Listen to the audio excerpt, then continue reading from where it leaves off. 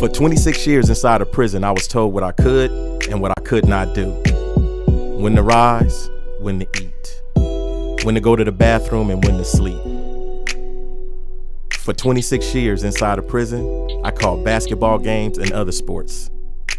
On October 16th, 2020, after 26 years inside, I was found suitable for parole and I was released. Now, I have my own show, and I'm out here to show you that all sports matters. Ladies and gentlemen, my name is Aaron ShowTime Taylor, and I want to welcome you to Hard in the Paint.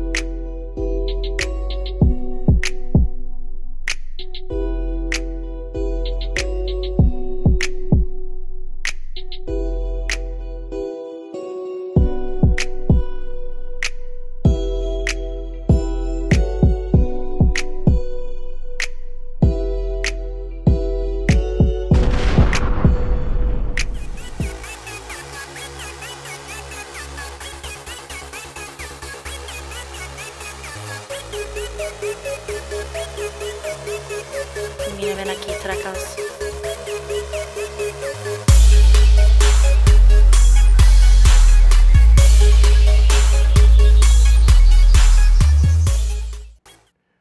Everybody, I'm Aaron ShowTime Taylor. Welcome to Hard in the Paint. You know, this shirt that I have on is the Uncuffed Project.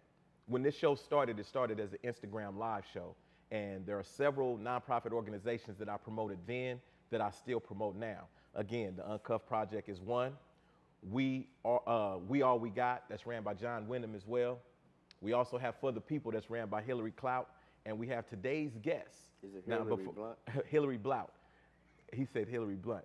This is what we get. But I'm gonna let you play this clip. I'm gonna let my producers play this clip so you can introduce, or you get to see who's coming on this show today. This year, millions of honest people will be wrongfully or illegally convicted, and DUI, domestic violence, or drug charges may lead to incarceration. You have rights. UniteThePeople.org is a nonprofit, affordable law firm for criminal and post-conviction appeal cases. We promote justice for all people and have collaborated with California officials, leading to thousands of sentences being reduced. And with the Unite the People, you don't just get a lawyer, you get a full team all working for you. Call now or go to UniteThePeople.org today.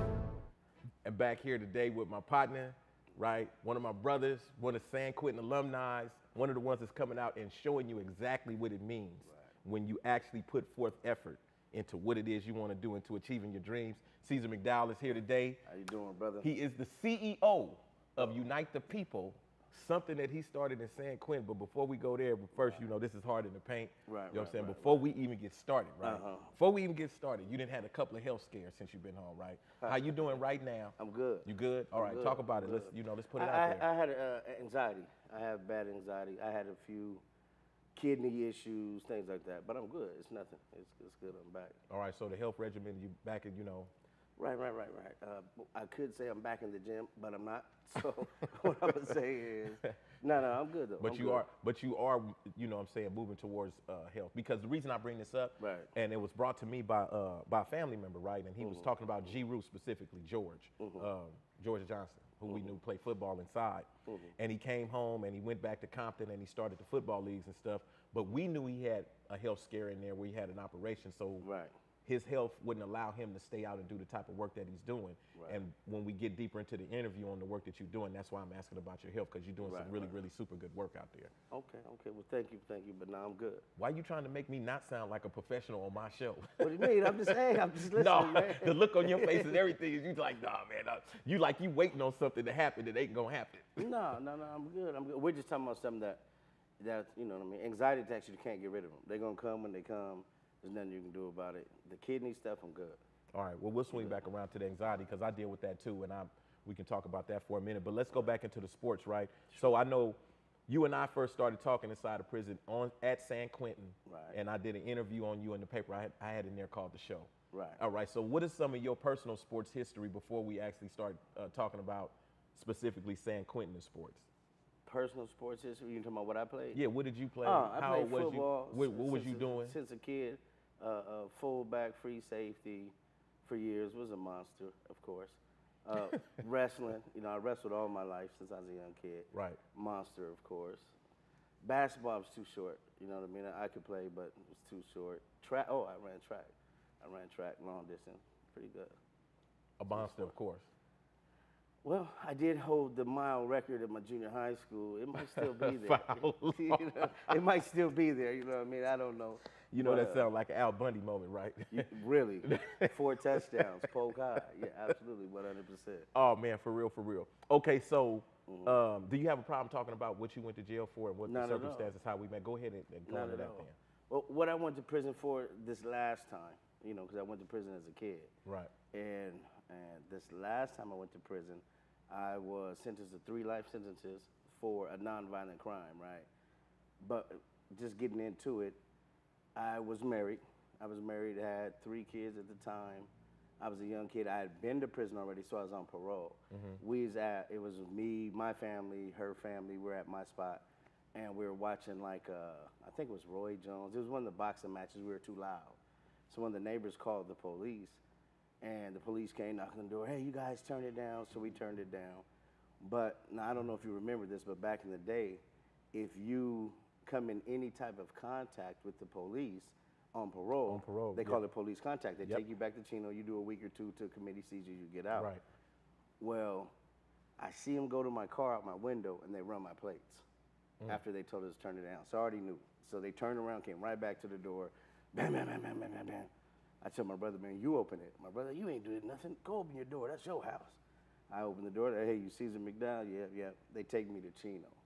So they take me to Chino. Normally you do a 1 or 2 week turnaround. Are you waiting for a Morsi hearing? Where you're waiting for the hearing. Right.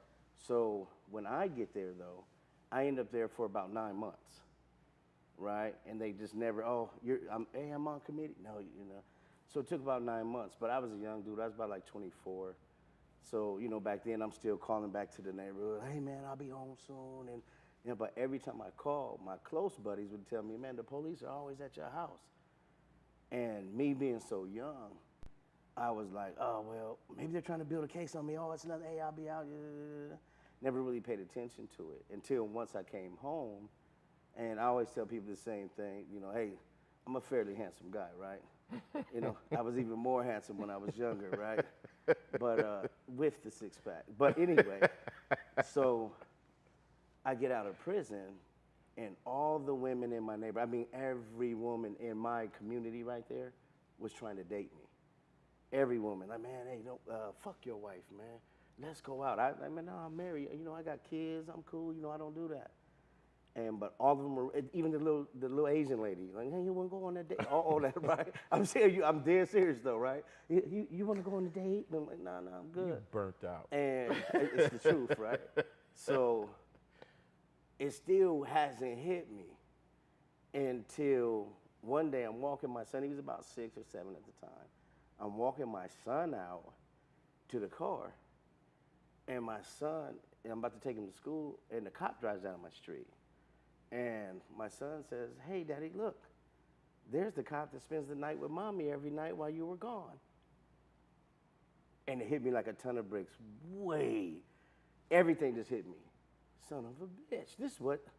Oh, I had no, so I'm pissed, right? She's inside with my 2-year-old. So now, wait a minute now. What was the aha moment right there? When I saw the cop driving down the street, this is the same one that put me in handcuffs, so I recognize him. When he says, Daddy, there's the cop that spends the night with Mommy every night while you were gone, it all hit me. That's what these dudes were trying to tell me when I was in prison. That's why all these women is trying to take me out, is they all mad at her. But nobody wanted to say the words, hey, man, your wife is, you know what I mean? So that's when it hit me like, son of a bitch.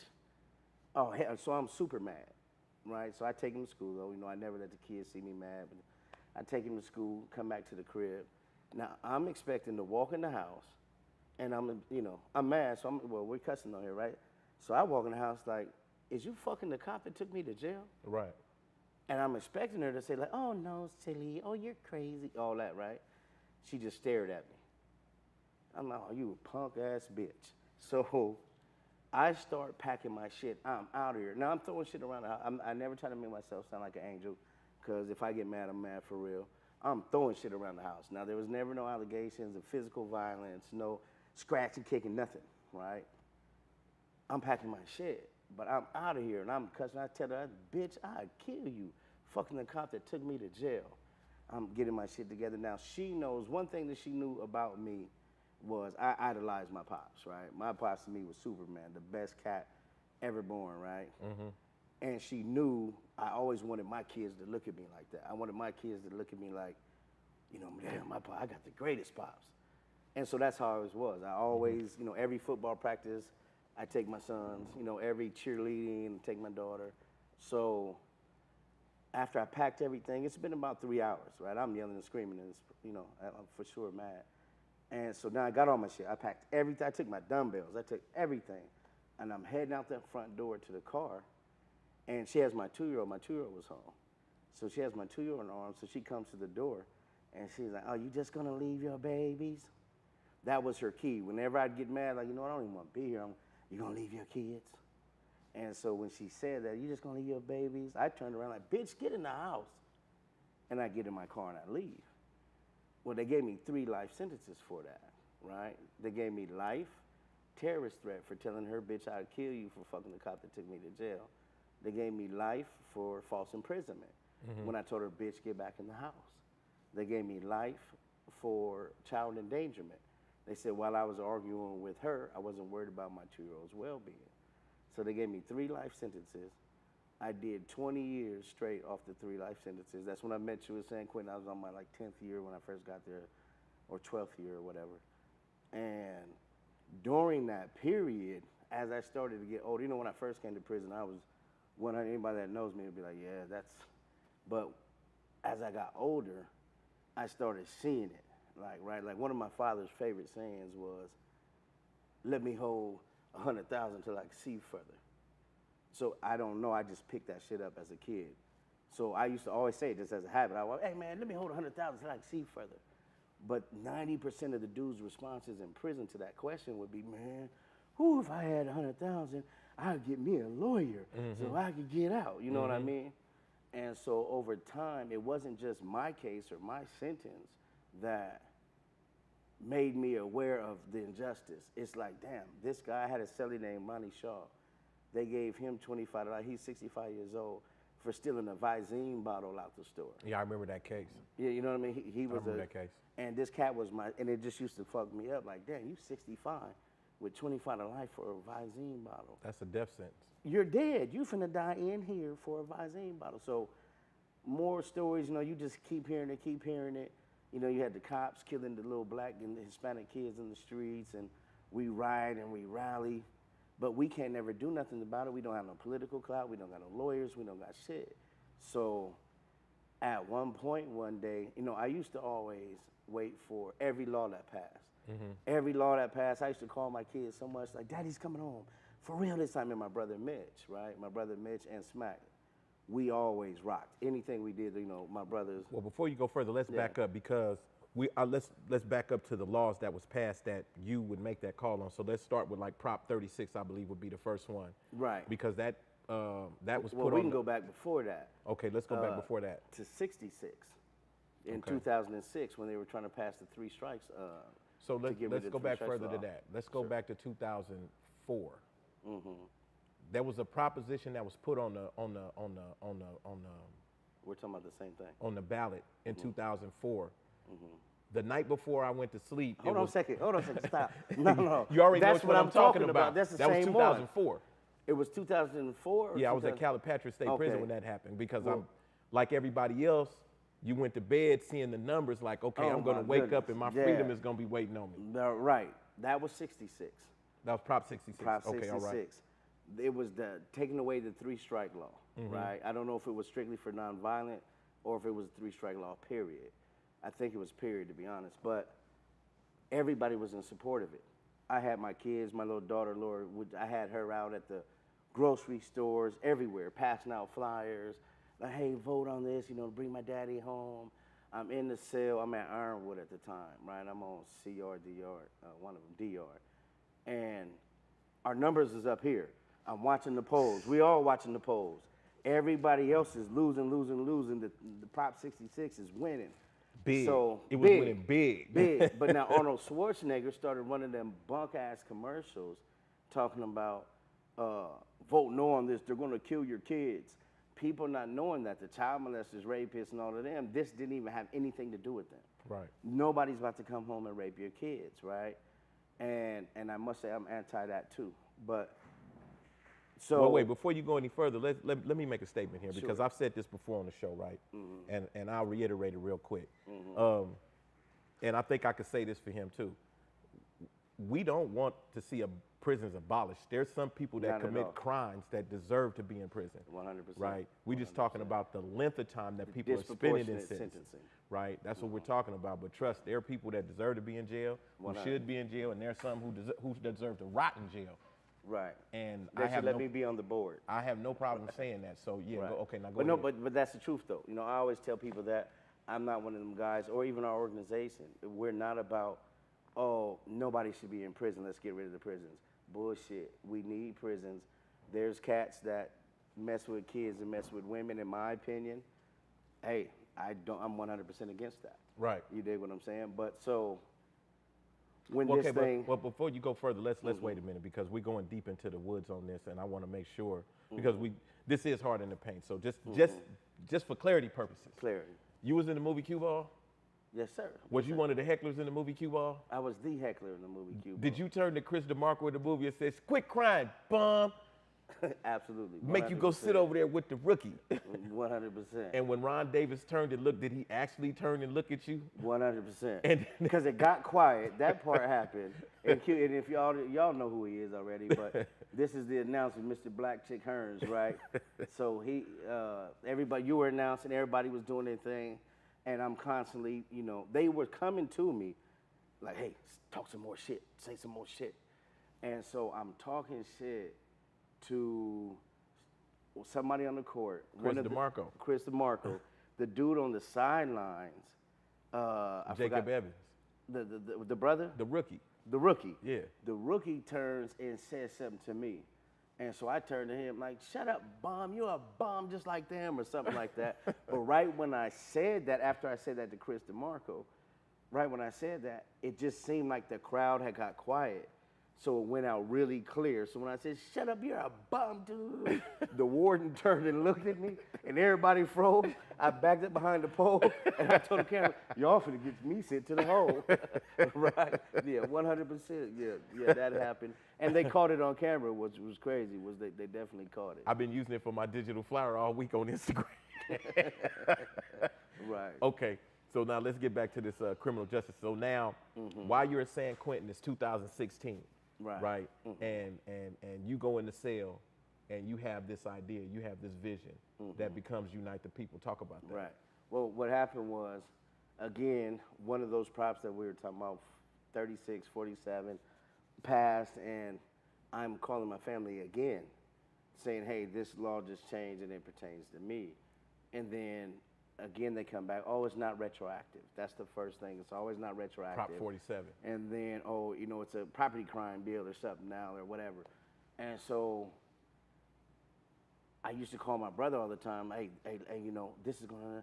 So finally now when I call, my kids don't even respond. Like, yeah, Dad, for sure you're coming home. My brother would always be like, all right. So at one point, man, it just hit me.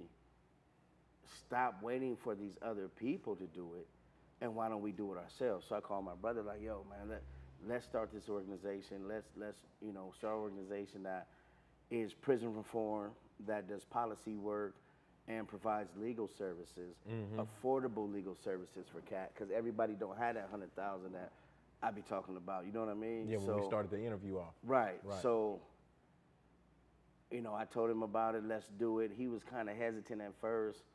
And then I'm like, look, I handle all the footwork from here. So I had one of them little cell phones that you're not supposed to have, right? I've had tons of them. But I took my little cell phone and I went on Fiverr, right? Fiverr, the freelance website. And I hit one of these guys up, like, yo, I want to build this website. So me and this guy, he's in Pakistan, worked on building the first website. And that was when we were called WeThePeople.org. Okay. Right, and that tells you that I was a guy in prison. How do you name a company? We the People org. And so our website was wethepeopleorg.com, right? Hey, I didn't know .org is for organization, .com is for commercial, right? Anyway, Right. So we start the organization, and the first thing we do, and a lot of people, I don't even know if you know this, but we were doing a 3 strikes initiative to get the ballot on the 3 strikes That was to get the 3 strikes law on the ballot. for the nonviolent crimes. That was 2018 17 is when it started. when it started. 18. Now that was me from my prison cell. Nobody knew that. Let me Nobody stop knew for a that. minute. So I'm gonna look right into my camera and say this. So basically, what you're hearing right now is he was waiting for Prop 66, Prop 36, and Prop 47. Right. Told his family that each one of those was going to help him come home, and it didn't. And so he said, okay, why wait for somebody else to get me free? Let me do what's necessary to get myself free. And he started an organization, right, that when this interview started off, that piece that you saw is the organization that he put together from a prison cell. Right. But hold on, I'm gonna give you some more information that you don't know, right? That a lot of people don't know, like literally very people. So what I did was we started an initiative. We wrote our own initiative. I can say it. Wiz wrote the initiative. You know Big Wiz that was in your building? Wiz. Yeah. Wiz went out. We went and took a few other propositions. And Erline, I got to give Erline credit. Erline Woods of Ear Hustle. Yeah, Erline Woods of Ear Hustle. He did something similar first. And then we were like, man, shit, we could really make this happen. So we take the initiative, we write our own. Wiz drafts the initiative. We send it to the lawyer out on the streets that work, that we brought in on the organization. And he took full credit. He was on ABC News. He was on a bunch of different news stations talking about this new initiative that he wrote. But the whole time it was Wiz that wrote the initiative, but we didn't want to say nothing because Wiz How could you? Because he's actually he's pushing what you want pushed. Right, and Wiz wrote it from prison. But so I ran that campaign, the 3 Strikes campaign, from my prison cell. Right. I'm talking about, count time and all that. I'm faking sleep. As soon as they walk back by, okay, yeah, we're back, everybody, right? But that was when we were still We the People org. And we ran that campaign. We had a lot of success. We didn't get it on the ballot. A lot of people that was promising to back it financially would back out. Most of them would say, I talked to the guy, John Lowry, I talked to everybody. And they said they would commit funds, but only after you get it on the ballot. Like they all say, yeah, I'll give you $4 million, I'll give you this million, I'll give you that, after you get it on the ballot. The problem is, gathering signatures, we needed 350,000, but we had to get 400-something signatures and qualify 3-something, right? It cost like $4 or $5 million just to do that. And so, that was something that we couldn't do financially. So that ended up failing. And then we went to doing a little policy work. And one day, we put on our website and we sent out a MailChimp email blast that we were going to start taking people's legal cases for low fees, right? Instead of, because most people, that's the problem. You don't have $20,000 to go hire some firm to look over your case. So what we did was we brought in a lawyer buddy of mine, made him the president of the organization. We had like about 20 different lawyers that worked. We didn't even have an office at the time. We had lawyers that were working from home, right? And so what we did, man, was we sent out that blast. In the first 60 days, we just got thousands and thousands of emails from people saying, hey, my uncle's in prison, my dad's in prison, and we need help. And then it just started taking off from there. We started taking people's cases, we built our staff, got our offices, and that's what we did. And so now that's what we do today. So now you come home after 20 years. Yes, sir. Right. And what was some of the first things when you got out outside of business that was a shock for you? That was a shock. The first thing that shocked me was food prices. Food prices. Yeah. I went to McDonald's, right? They dropped me off, and I know you know the whole story about leaving during COVID, right? But when I finally do get out, they dropped me off at a hotel. I was in Corona. I walk across the street to a McDonald's, right? I ain't been free. I don't know. I walk in there, all I got is this little card with the money on it, right? So I walk up to the counter and I tell the lady I want a Big Mac combo meal. Big Mac, fries, and soda. Was it $2.99? Oh, when we left? You dig what I'm saying? So when I said I wanted the combo meal, the lady came back with like $12. I might have put a pie in somewhere. She came back, and I'm like, no. I want one combo meal, man. I mean, and the woman's arguing with me. I'm arguing with her. How is it $12, right? But that was the first thing that caught me. Like, wow, okay. Then we'll get to the women's clothing, but paper towels. Wait, women's clothing. Come on, man. You knew it. You noticed it as soon as you got out. Women's clothing. Oh, okay, yeah, the way they were dressing. Yeah. After 20 years is way different. Every woman wears them little jogging pants, and I mean, we on grown up, but the little print in the front. Every woman wears that. Yeah. I've seen girls that, women that would make sure they pulled it up. That was a shock, seeing that. But the biggest shock, though, that was weird for me, right? But the biggest shock of them all was cell phones. Not how to use them, I knew how to use them. How everybody lives on them. Everybody's on their cell phone 24 hours a day, all day, every day. They took me to the hospital when I was at San Quentin, right before I left. And they shackle you, you go to the hospital. We get off the van, walk in the hospital, and we walk in the lobby. And in the lobby, the police get against the wall. We wait. I sit down, wait our turn. It was like the Twilight Zone. Every single person was in there just zing, zing, zing. I'm looking around like, oh shit, like this is crazy. It looked like the Twilight Zone. But those are the biggest things that shocked me.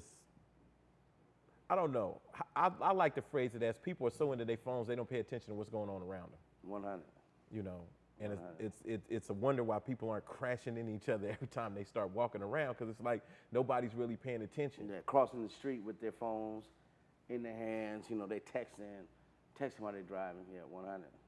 So now let's go back to Unite the People. So you actually, because while we were inside, Nancy Skinner, one of the state senators, came inside, right? And you've met with her, and I met with her while we was inside. I actually didn't meet her that way. Oh, you didn't meet her inside? I met her. I was inside, but I met her totally different. From outside, did she write a letter for you and your organization? Yeah, that was later. Okay. Right. What happened was, while I was inside, I was working with her office on one of the campaigns we were doing. And of course, they didn't know it was Ceasar McDowell. They were just thinking about my brother Mitch, who was the face of the organization. But I actually met her that way and started doing some work, as the organization that way. Then right before I went home during COVID, that's when they started locking the institutions down. And guys weren't able to get credit for rehabilitative programming. And so we had drafted a proposition to the governor's office and said, hey, look, this is what we want to do. We want to give everybody like a year or two worth of credit for not being able to do these. And there was other things. We had given them like a 7-point proposition. They killed 4, they kept 3. But they ended up working with us, Senator Skinner's office, ended up working with us in the governor's office and getting everybody it was like 130,000 people incarcerated, about 100,000 qualified. And they took like 3 to 6 months or 4 to 6 months off of everybody's sentence. But yeah, we got it was close to 100,000 people sentenced that we got. So I want to make sure that we pause on this and let that really sink in. We're talking about an individual who came to jail under 3 strikes, right, for a terrorist threat, right, false imprisonment, child endangerment, something involved with it with the baby, right, and given 3 life sentences, right? And then when the propositions passed that didn't help him, he helped himself by making his own company, his own nonprofit organization. And now he's home. And I was one of the recipients of that 5 months being taken off my sentence. Now, even though I had 50 years to life, I still qualified under another proposition that came out after he left, which was Prop 57, or happened right before he left. And I qualified for that. But having 5 months taken off my sentence, even if I did have 26 to life, means a lot. And then you can imagine at least 50,000 of those people were going home soon anyway, and they got home sooner. Right. Because of what this man who's sitting here did. This is why I bring people like this on the show. This show isn't here necessarily to talk about hard in the paint sports. Sports is what brought us all together. Sports is what brings everyone together. But I bring people on this show who are literally out in the community doing something to change the narrative, doing something that has immediate and has an immediate impact in that person's lives and the people that love them. This is why Ceasar McDowell is on here today. To say just what he just said. 100 and how many thousand? It's 130,000. We got 100,000 done. Yeah. And you were one of them. And I was one of the recipients. And I didn't even know that. Yeah. But yeah, it was a lot of Marcus cats. Henderson, Wally, was he and I were cellies and it passed and we both got our paper at the same time. And we giggled. We was like, man, I mean, you know, it ain't much, but you know, that's 5 months knocked off a brother's sentence. Nah, you know how much begging I had to do to get that done? Listen, I'm pretty sure that you kept a tube of toothpaste in your back pocket because I'm imagining how many asses your breath smelled like to go around there and get this done. To get that done, man, they fought. We had a 7-point proposal, and it's crazy you bring up Wally. Right. Wally has been talking so bad about the organization as of right now, and he doesn't even know. I don't think he realizes that it's me, or I don't think he realizes that we're the ones that got him that 5 months off that wasn't. But I just wanted to say that in case he ever hears about this. Oh, he's gonna hear about this. Yeah, I mean, Wally's been telling everybody, oh, Unite the People's a scam. Unite the People's not really out there helping people. People have been coming back and telling me that. And I'm like, damn, I don't think, because I've known Wally for years. We were at Ironwood together. Yeah, I'll talk to him. Yeah, but anyway. Listen, the good thing about being a San Quentin alumni at the level that we're at, you can call in straight to the operator at San Quentin, be like, send me down to the education office. And then when you talk to Reyes, hey, go get Wally up out the back. Tell him, bring his big ass to the phone. We can do that now. Right. So your organization also deals with people on the resentencing under 1170D as well? Yeah, everything. Okay, so 1170D does what? And give me the short version of it. There's 1170, see, there's a ton of 1170s. There's 1179-5 that deals with 1437 felony murder. If you have a felony murder case, the petition will file, the lawyers will file. I don't file, I'm not a lawyer. They work there for me, right? For me and my brother, right? For the people, man, we work together. But anyway, 1437, that's the 1179-5. Then there was 1170D1. That's what you're talking about, the resentencing, where it's up to the DA. It's their discretion on whether you get resentenced. But one of the things we're trying to knock down is this disproportionate sentencing. Not saying the guy should have been, but a million years. Not saying I shouldn't have went to prison. Maybe I should have for what I said. But for 3 life sentences? Right. You see what I'm saying? So that's what 1170 D1 is. And it's not even D1 no more. It's changed now. It's been amended to 03. Okay. But it's the same thing. And what it is what we do is we put a face. We put a face to the name. And because you can petition, you can send in a 2-piece of paper petition, the DA gets it. There's so much work that they have to do in order to qualify you for that. They have to pull your C file, number one. The DAs have hard times dealing with CDC. CDC does not like giving them the files. So the DAs don't want to do this shit. You know what I mean? Because that's the first thing they have to do is pull that. Then they have to get family support. They have to do a lot of shit in order to even qualify you to let you go. So what we do is we say, you come to us and say, man, we want to retain you guys to do these 1170s for us. What we do is we pull your C file, right? We write the check to CDC. It's a small check, like $20. They send us your C file. We get support letters from your family, support letters from education, your work, and we put it together and we put a face to it. We do all the footwork for the DAs.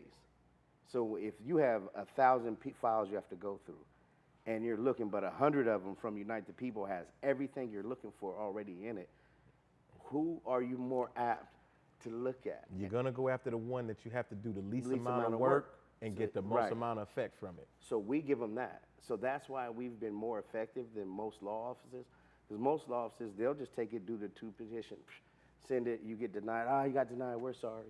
But what we do is, I mean, we're always on the phones with the DA's offices. I dealt with George Gascon's office quite a bit. I've done a lot with them.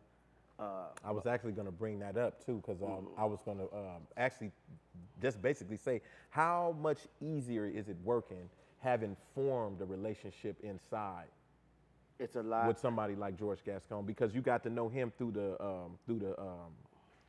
symposiums that was held in the media center, correct? Not at all. You didn't meet George Gascon inside of San Quentin? No. How did you meet him then? And the reason I'm asking the question this way is because everybody thinks you had to be in San Quentin to meet these people to have these connections with them. How did you meet him? I met George Gascon through a lady that works with our office. Her name is Danielle Frost. She has an organization called Athletes for Impact, right? They do, a lot of athletes do work in the community. We do work with the homeless. We do work with the high schools and That's all that. AFI you're talking about, right? Right. All right. And so she's one of them. And so she works, she's also on our advisory board. She works with us. So I'm on the LA Comms committee, right? We do a lot of, work in LA type stuff. So I actually met Gascon through working with Athletes for Impact and Danielle Frost. So once I met him, that's when, just the work we do, it just came together and do a lot of work. But I'm gonna be honest, it's harder because of Gascon. Right? Explain that one. Because everybody is so anti-Gascon, right? Oh, okay. So anything we're trying to do, Gascon can't really touch too much of anything. If he wanted to help a lot of people, because of the pushback he's getting, they can't really do nothing. Half their staff, last time I called them, a lot of people don't know this, last time I called them, there's 10,000 guys right now for that resentencing you're talking about. 10,000 guys in LA. You know how many people they got working on it? Maybe 2. 4. There's 4 DAs working on it for everybody for the state of California. They just don't have the staff. And it's because... Wait. There's 4 people working for Los Angeles County? Yeah, or for Los the- Angeles. okay. No, for Los Angeles County. All right. There's 4 people working on it. So if you got 4 people, 10,000, the other That's DAs... 2,500 per person. The other DAs don't want to do it. So when they're trying to find, in order to have a resentencing, there has to be someone for the people, a DA, and there has to be a lawyer for the individual. So you got the public defenders that don't want to do it. Some of them do. The DA's majority don't want to do it. So he's stuck. And you basically got people sitting in prison that can't get out because of other people's Right. interpretation or understanding of politics. Right. And so they're saying, like, oh, I hear black people say it, and Hispanic people, and broke people. I'm going to use that because it's not really a color thing, right? It's more, and George Gascon, last time I said that, he's like, no, Ceasar, you're wrong. It's absolutely a color thing because in the enhancement laws, in the state of California, 82.8% of enhancements that were ever given out, those are discretionary. Enhancements like, for instance, black, Alan McIntosh, he had a gun possession charge, was carried 16 to or 3, right? But they gave him the alternative sentencing, but same as the enhancement. That was their discretion. They didn't have to give him that. So I say that to say this. With the enhancement laws, it's the DA's discretion to add that time or not add that time, right? Right. 82.8% of the times an enhancement was given out in Los Angeles County or in the state of California, it was to a black or Hispanic. So Say that number one more time. 82.8% of the times that somebody was given a gang enhancement, gun enhancement, any type of enhancement, 82.8% of the times it was to a black or Hispanic. 4 out of 5 times. That's crazy. So out of 100 people, 82 of them, if 82 out of 100 times, 82 times went to a black or Mexican. So that was what Gascon, he pushes that. But anyway, long story short, that makes it harder because anything we're trying to do in LA, you got to really, really do it. It's not something that just happens fast or happens easy. How difficult is it with the title or the designation formerly incarcerated, returning citizen, ex-con? How difficult is it to do the job that you do with that, or does it make a difference in what you're doing? It makes 1,000% difference. In some ways, it makes it harder, right? And if you just tell the truth, when it's dealing with our people, when it's dealing with black people don't respect other black people's work. So let's say, for instance, and this used to be a running joke. The guy we brought on as a president was a white guy, Tom Leversky, right? And me and him used to have a joke, and the people in the office. I would tell a family, like, look, this is what they could do for you. These are the lawyers. I don't give legal advice, but I can tell you the services. This is the service they could do for you, and I'll put you and let you talk to the lawyer. But, oh, no, that ain't gonna work. I ain't doing that. Then he would get on the phone, say the same exact thing I just said, and they would be like, oh, my God, really? okay, let's do it. And so when they get off the phone, we would laugh like, damn, it's crazy. It's because you're black, they don't believe shit. So that is the negative part of it. And maybe dealing with some of the political type stuff. You know, we deal with mayors and all that. That might hinder it some. But it's also an advantage. Because when the people call us, they know the CEO of this company, the two guys, out of the two guys that run this company, one of the guys is formerly incarcerated. So he understands what we're going through. And then we only try to hire people who have formerly or currently incarcerated loved ones. I like my staff's husband to be in prison. You know, somebody they love to have been there or is there, so that when they deal with the clients, they actually give a fuck. You see what I'm saying? Give a fuck. And we say that in the office all the time. I'm only trying to hire people that give a fuck, so that, you know, they try harder. They really care. You know what I mean? Yeah, so, because there's an emotional investment, there's empathy involved in all of that. You know what I'm saying? And even if, let's say their loved one can't come out of jail, watching somebody else get, you know, have their loved one come home helps a lot. And I like that because I see that on the videos as well. So now you get out, this is going on, right? And so tell me how Tory Lanez gets involved in what you're doing. Well, again, there's a guy that we work with, a client of ours that we try to help, who is connected to a lot of people, right? And then also dealing with Danielle Frost again. You know, some of the things that we have done, we help Tory Lanez, let's say this, we're helping Tory Lanez' uncle get resentenced. Okay. And so that's how we met. And then he really liked what we were doing and he wanted to get involved, so he got on our advisory board. He's been on there now for a few years. Like, some people think, oh, he got on there only after that BS happened or whatever happened. And he was there before that, you know what I mean? But he's been involved for a while now, and that's how we got started, just dealing with his uncle. And then, you know, he started coming out to the office. He started donating money, trying to help people. I don't know, you saw the story that was on all the news and TMZ and all that, where we invited, there were so many people that couldn't get help. Even the average law office charges about $20,000. Just that's the average fee when you say you need help. And that's, like you said, starting the conversation off. Right. You know, what would you do if you had 100,000? Man. Right. I'd be trying to get out of jail. Right. And so we have families that call us that don't even have that. They don't have, we charge $3,900, maybe $35, even $29. It just depends, right?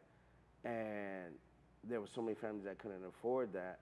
One day he called, like, hey man, you know, what can I do to help? And I told him, hey, let's put these families together. So we invited all 50 families out, and we didn't tell them what it was for. We just told them, hey, you guys come on down and we want to talk to you. When they came down, we had the whole lobby set up and food and all that out there. And then we brought Tory Lanez out and surprised everybody and paid every family's legal fees. And so everybody left the office that day with their receipt. You know, Tory paid for their legal fees, and we got them taken care of. Now, that's the type of work that, you know, a lot of people know nothing about, but everybody should know about. Right. All right, before we close out, man, I want you to look in this camera right here, right? All right, that's my And camera right there. This your camera right here, not that one. That's straight out the middle. We over here on this one, right? Right, In that camera, I want you to talk to the man or the woman that's still sitting in prison, right? Yeah. And might be losing hope, Right. right? Talk to them. Well, first thing I would say to a cat, man, is your time will come. Irregardless of how it comes, it will come. But one thing that you have to do is you have to fight for it. Even with my case, if I didn't do what I did, I'd still be sitting there now. You know, there's a lot of guys that, and even with our organization, there's a lot of guys, they lose hope while we're fighting. It's a long fight. If it was easy, everybody would do it and everybody would be out of prison. You gotta keep fighting. You're gonna have to file petitions. You're gonna have to file writs of habeas corpus, appeals, whatever it has to do. But the only way that it's gonna happen is you gotta make it happen. If not, you're gonna sit there until that door opens for you on its own, and that doesn't happen till CDC gets all their money. It sound like pretty much like you just summed that one up right there. Ceasar McDowell has been the guest here, but before we go, let me give a word of wisdom over here into this camera. All right. You're sitting looking at two people together, if you add both of our times together, served 46 years. Inside of those 46 years, the one thing that he and I have in common, the connectivity that we have, we were born black and we were born male. Inside of prison, you don't often know what you're doing until after you get older and you start reflecting back. And during my time in prison, just like a lot of other people, the time that I went into prison was during the 90s, where it was a lot that we call toxic masculinity now, right? And I took that into a hyper masculine environment inside of prison. But inside of that environment, I didn't realize, and a lot of us didn't realize, that we were actually oppressing other people around us, because we weren't, or in some cases, people weren't comfortable with who they were, or they were comfortable with who they were but uncomfortable with somebody else. We were actually oppressing people in the 90s into the early 2000s about their sexuality in prison. Now, let me be clear. A lot of us went through our time. We went in heterosexual, we came out heterosexual. Yes. But sometimes when you're not, you can be seen as weak. And because of that, that mentality went in and helping to oppress other people who were already in an oppressed situation. So I'm bringing this word of wisdom up because for me, it's easier for me to look into the camera and tell you, I can understand where I'm wrong at. And now that I'm older, I want to make that apology to other people who may have felt bullied by me at one point when I called myself a champion against bullying. So now I'm looking back and I'm looking back at my life and I'm looking at some of the decisions that I'm making. I'm saying, you know what? It may be time for me to look into the camera and start apologizing to people, not for what I did, but for the ignorance I moved in it with. And now that I'm not ignorant anymore, now it's time for me to look back and say, you know what? I was wrong.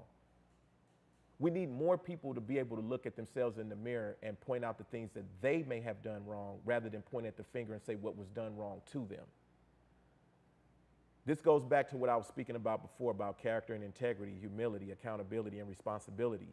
Each individual from this point forward has to start becoming individually responsible for the things that they do and what they say, and accountability is huge. You cannot sit here and look at two individuals who served 46 years and think you can tell either one of us something that doesn't sound like I'm taking accountability or responsibility for the things that I've done. Right. Because you can't sit here on this set with us and not take accountability and be responsible for what you've done. That's what it means to be hard in the paint, on the self. Be hard on the self, and everything else will get easy. Just like my man just said. My name is Aaron ShowTime Taylor, and you have been hard in the paint.